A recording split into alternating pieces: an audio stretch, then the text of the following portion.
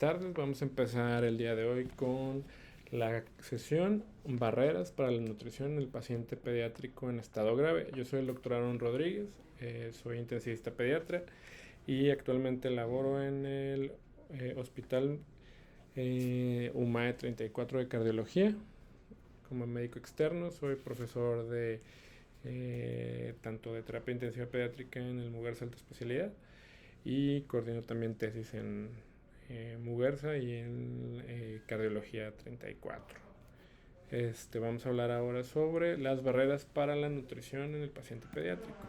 Vamos a tomar 4 temas principales, que es el impacto nutricional en la terapia intensiva pediátrica, delimitar cuáles son las barreras para la nutrición enteral, repercusión del tiempo de ayuno y cómo superar las barreras nutricionales en estos pacientes. El impacto nutricional en la terapia intensiva pediátrica es muy diferente al paciente hospitalizado y al paciente que se encuentra en su casa.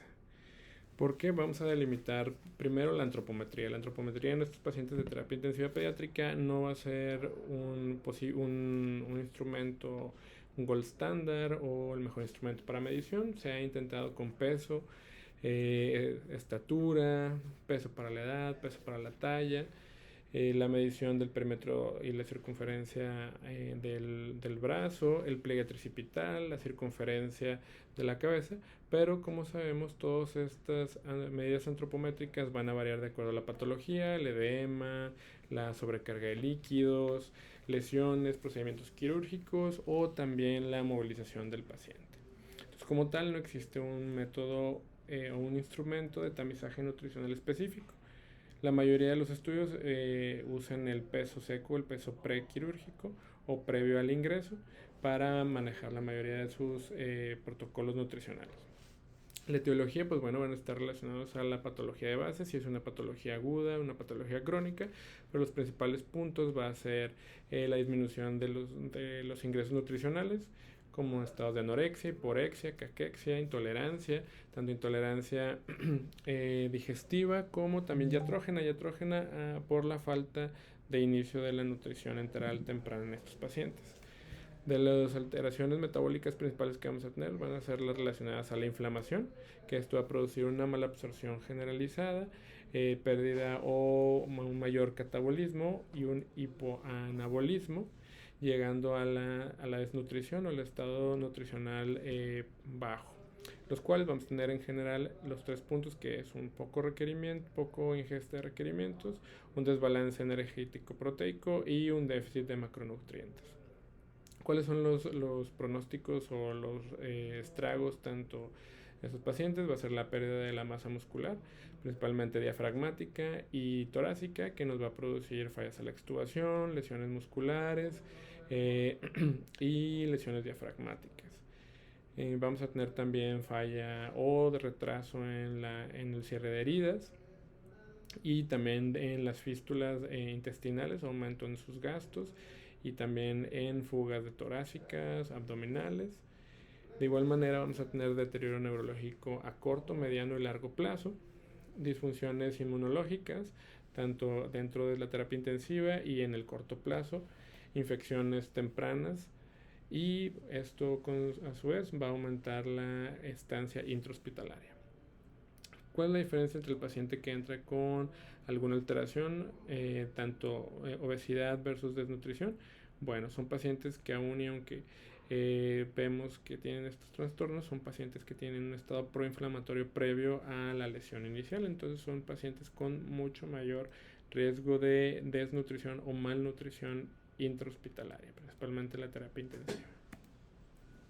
Dentro de la cascada inflamatoria o de lesión vamos a tener estos 3 eventos, tanto un estado de estresor posterior que puede ser quirúrgico, no quirúrgico, infeccioso, va a producir un descontrol tanto anabólico con un hipoanabolismo y un aumento en el catabolismo. Va a haber una liberación de norepinefrina, noradrenalina, un aumento de las catecolaminas, vamos a tener aumento de las citocinas, principalmente las que vamos a ver a continuación, que es el factor necrotumoral alfa y la interleucina 6, liberación de adiponectinas y aumento en las hormonas gastrointestinales, produciendo desbalance gastrointestinal. Esto va a producir un aumento, una tormenta de citocinas, principalmente como platicamos la interleucina 6, factor necrotumoral alfa, que va a producir una disregulación hipotálamo hipofisiario, produciendo una tormenta inflamatoria y alteraciones iniciales, como platicamos del comportamiento, hiporexia, anorexia y alteraciones de intolerancias gastrointestinales. Y a su vez va a aumentar el consumo general de oxígeno, produciendo un estado catabólico importante. Como ya sabemos, los principales pacientes que tienen mayor catabolismo son los pacientes grandes quemados y los posquirúrgicos de cardio. Dentro de esto, la respuesta metabólica al estrés van a ser las tres vías que ya conocemos: la lipólisis, la gluconeogénesis, la glucogenólisis y la obtención de la proteinólisis o la obtención de ATP por medio de aminoácidos. Estos tres mecanismos van a producir que se haya mayor liberación de reactantes de fase aguda, principalmente liberados o asociados a especies de oxígeno, produciendo a su vez mayor estrés metabólico. Hay una paradoja que se llama de recitos de oro, en la cual podemos ver que entre más no significa que sea menos, ni entre menos que tengamos más. ¿A qué se refiere? Los pacientes con obesidad y desnutrición van a tener el mismo gasto metabólico proteico igual que los otros pacientes normonutridos, aproximadamente 0.5 a 1 gramo por kilo día de lesión o de disminución de masa proteica en la etapa aguda o de mayor lesión metabólica. Estas etapas, como platicamos, se van a dividir en aguda, de estabilidad y de recuperación. Esto va a ser necesario la identificación adecuada. ¿Por qué? Porque nos va a dar una estimación de los requerimientos energéticos basales de cada etapa, cada paciente y cada momento. La etapa aguda se delimita por el primer golpe de la lesión. Puede ser la quemadura, la cirugía y la lesión orgánica inicial. Es la etapa más aguda de la lesión orgánica. La estabilidad es cuando empezamos a tener recuperación del órgano, de la quemadura, de la cirugía o de la función orgánica. Y la recuperación generalmente se ve de 4 a 6 semanas posterior a haber interrumpido el estado estresor o la lesión metabólica. Esto es importante porque los requerimientos energéticos basales van a variar de acuerdo a estas tres etapas. En la etapa aguda aproximadamente vamos a tener un 50 al 70% de los requerimientos energéticos basales de estos pacientes. Posteriormente, en la etapa de estabilización vamos a llegar al 100% de sus requerimientos, y en el catch-up, que es aproximadamente las 4 o 6 semanas posterior a disminuir o que se haya detenido el estado estresor metabólico, vamos a llegar hasta un 150-200% de sus requerimientos energéticos basales. De estos vamos a derivar dos problemas: el overfeeding, que es la sobrealimentación, y el underfeeding, que es la subalimentación.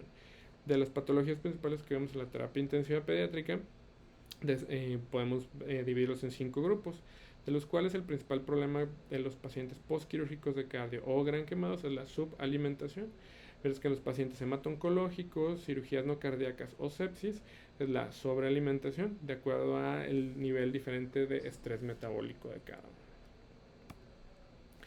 Bueno, después de esto vamos a tener dos etapas. Una que es la respuesta metabólica delimitada, en la cual las 3 etapas que platicamos se respetan. La etapa aguda, que es un evento inflamatorio importante con una regulación y poca de antiinflamatorios, perdón. Posteriormente, la fase de estabilización, disminuyen las citocinas proinflamatorias y aumentan las contrarreguladoras, que serían los antiinflamatorios, que sería el CARS y el MARS. Posteriormente hay un evento de recuperación en el cual la proinflamación y la antiinflamación llega a su estado basal y sigue la recuperación. Pero ¿qué pasa si estos pacientes no tienen una recuperación orgánica? Persiste el estado de inflamación, como serían los pacientes con falla cardíaca crónica, los pacientes con falla orgánica crónica, falla hepática, falla renal, pacientes grandes quemados. Recordar que el estrés metabólico del gran quemado puede durar hasta 1 año o año y medio posterior a la quemadura, por lo cual caen en un síndrome que se delimita como síndrome de inflamación, inmunosupresión y catabolismo persistente, en el cual la etapa de inflamación y antiinflamación no se regula ni llega a una etapa de estabilidad o recuperación y persiste el estado proinflamatorio y el estado antiinflamatorio, produciendo una falla orgánica persistente y un estado inflamatorio, inmunosupresión y catabolismo persistente, por lo cual estas dos etapas deben ser bien delimitadas. Si sabemos que nuestra respuesta metabólica es delimitada, ir jugando de acuerdo a los requerimientos energéticos. Mientras que el paciente persiste con un estado inflamatorio e inmunosupresión, sus requerimientos energéticos van a variar de acuerdo al estado inflamatorio que presente. ¿Cuál es el estado actual nutricional en la terapia intensiva pediátrica? Bueno, vamos a ver varios estudios que hablan de poblaciones latinoamericanas. Este estudio como el NutriPeak, en el cual pudimos participar en México, también la UMAE 34, en la cual participó dentro de esta. Se incluyeron 41 terapias intensivas pediátricas de 14 países de Latinoamérica, incluyendo 191 pacientes, los cuales se vio el estado nutricional y la característica o soporte nutricional otorgado en los primeros 7 días del ingreso, los cuales vemos que los pacientes menores de 2 años son los que tienen hasta un 47% de estado nutricional en comparación con los pacientes mayores de 2 años, que es más o menos el 14%. Y sobrepeso obesidad, un 5% en pacientes menores de 2 años y mayores de 2 años, un 12%. ¿Cuál fue las características nutricionales o el soporte nutricional que se dio a este paciente?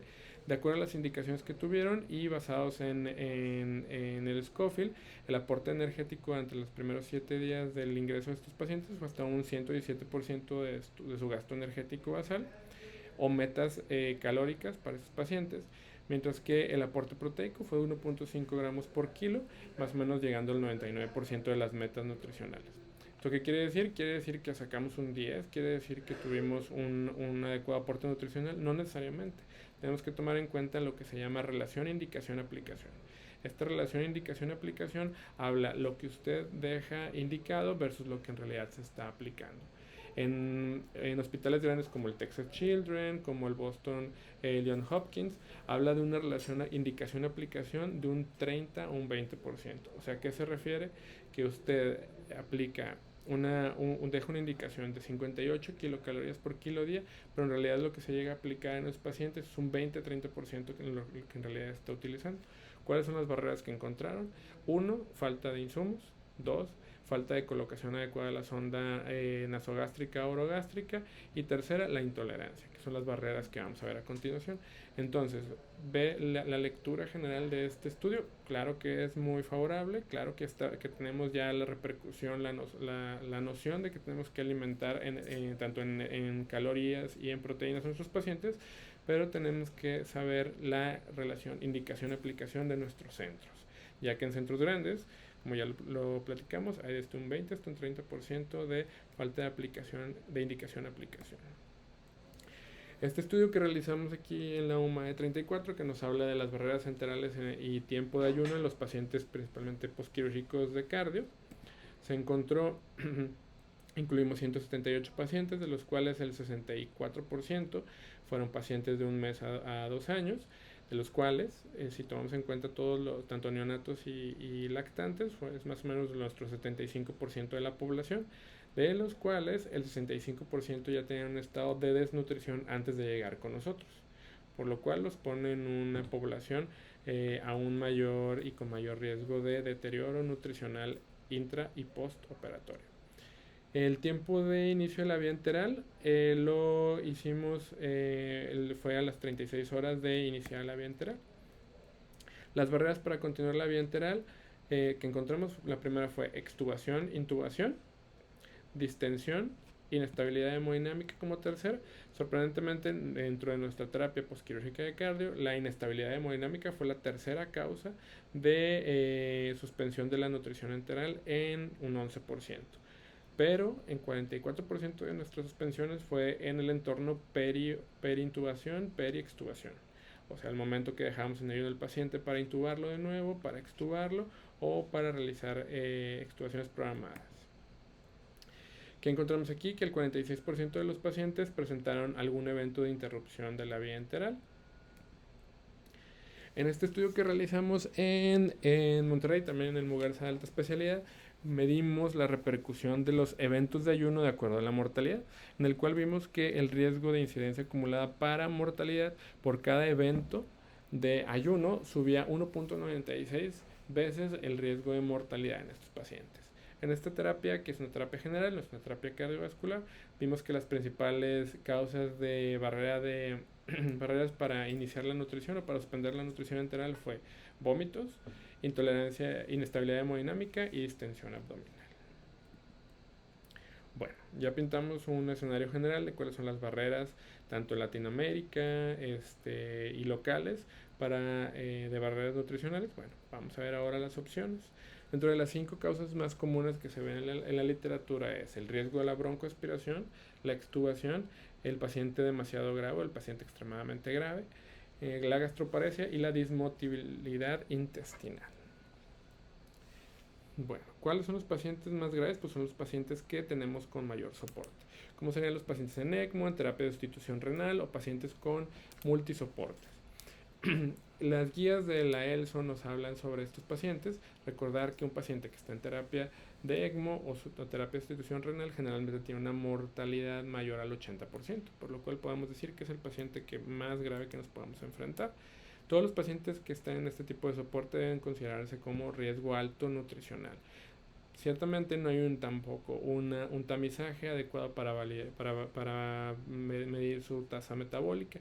Lo que hemos llegado a utilizar en estos pacientes es la bioimpedancia, aunque la bioimpedancia no es el mejor estudio para la valoración nutricional, sí nos ayuda para delimitar la sobrecarga de líquidos y para la tasa, para el porcentaje muscular que tiene el paciente. No es la mejor herramienta, no se tiene en todos los servicios, pero sí es una herramienta que se ha llegado a utilizar en este tipo de pacientes. ¿Qué es lo que nos dictan estas guías? El inicio de igual manera posterior a las 48 horas de la canulación para el inicio de la nutrición enteral. 5 puntos importantes que son los generales que vamos a ver: el tamizaje nutricional inicial, requerimientos nutricionales específicos en esta población, las necesidades metabólicas y eliminar las intolerancias alimentarias para definir así un algoritmo nutricional en esta población. En este estudio, en el cual se incluyeron en 2 años 5 centros, pacientes tanto en ECMO venoarterial y venovenoso, vimos que la nutrición enteral sigue siendo una barrera importante, ya que la nutrición las metas tanto calóricas y proteicas se pudieron llegar solamente en conjunto con nutrición parenteral, tomando en cuenta que los primeros 5 días de soporte pudimos llegar solamente al 30% de soporte de estos pacientes, tanto calórico, y 30%, 20% proteico, tuviendo que ser necesario la nutrición mixta con nutrición parenteral para poder llegar a los requerimientos del 100% de estos pacientes, por lo que sigue siendo una barrera importante el soporte extracorpóreo en estos pacientes. De los cuales, ¿qué complicaciones se vio? Se vio que solamente que el 20% presentaba algún tipo de complicación gastrointestinal, principalmente intolerancia o distensión abdominal. La enterocolitis o la lesión intestinal, 2%, hemorragias gastrointestinales, el 4%, riesgo de perforación, que es de las principales complicaciones en el paciente con estado crítico, fue menor al 1%, y síndromes comportamentales abdominales, menor al 1%. Bueno, otra causa principal de barreras nutricionales son la dismotilidad en el paciente crítico. En este estudio, pues bueno, nos habla que es muy ambiguo la definición y poco clara de una dismotilidad gástrica. Es una discoordinación o disminución gástrica en relación del antro duodenal. O sea, el estómago y el antro y el duodeno tienen una discordancia para la producción y pase de comida dentro del estómago hacia el duodeno. El retraso en el vaciamiento gástrico fue la manifestación más común de esta patología, y su prevalencia oscila hasta el 50% en la terapia intensiva. Está asociado a peor pronóstico, más riesgo de desnutrición, más riesgo de traslocación bacteriana, crecimientos bacterianos, infecciones sistémicas. Y se considera la barrera más común para el inicio de la nutrición enteral. Bueno, ¿qué vamos a ver? Pues bueno, vamos a pintar un poco el estado general de estos pacientes. El uso de opioides y benzodiazepinas van a producir bloqueo de la liberación de neurotransmisores en la estimulación del músculo liso. La morfina, el uso de morfina y otra ibuprenorfina va a disminuir va a alterar el ciclo del complejo motor migratorio del antro gástrico, produciendo distensión y mayor acúmulo de líquido intestinal. Los bloqueadores neuromusculares van a producir aumento del volumen del residuo gástrico, la ventilación mecánica y la utilización de nutrición parenteral va a disminuir el flujo sanguíneo gástrico, va a producir lesiones de la mucosa y alteraciones de la motilidad per se. El uso de dexmedetomidina y el aumento de la presión intracraneal va a disminuir la contracción y la interacción antroduodenal, por lo que no solamente es el estado general del paciente, la inflamación general y la citocina, sino también el uso de los medicamentos e instrumentos que utilizamos de soporte para ellos. ¿Qué tratamientos podemos utilizar en estos pacientes? Pues bueno, como ven, es bibliografía muy poco actualizada. Estamos hablando de 2015-2016, de los cuales vemos que el uso de procinéticos como la eritromicina, la metoclopramida y la domperidona son los tres que se hablan en este entorno. La eritromicina como tal es un agonista de receptores para la motilina, pero su efecto solamente ha sido delimitado en la etapa de prematuro y neonato. Estimula la fase gástrica, contracción del antro y coordinación antroduodenal.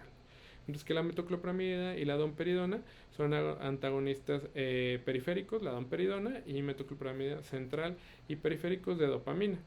Tomando en cuenta la diferencia, pues el riesgo o mayor efecto neurológico de la metoclopramida versus la domperidona. ¿Qué tratamientos podemos utilizar para disminuir esta barrera? Como la dismotilidad gástrica, es disminuir los medicamentos que alteren la motilidad gástrica, como ya platicamos, la correcta utilización y delimitación de estos medicamentos, principalmente las benzodiazepinas, los bloqueadores neuromusculares que ya vimos, la movilidad temprana y masajes abdominales, el inicio de la nutrición enteral, dentro de las primeras 48 horas del ingreso a la terapia intensiva pediátrica, y también la colocación de sondas transpilóricas para su inicio de infusiones continuas. La otra barrera que vimos es la extubación o la reintubación.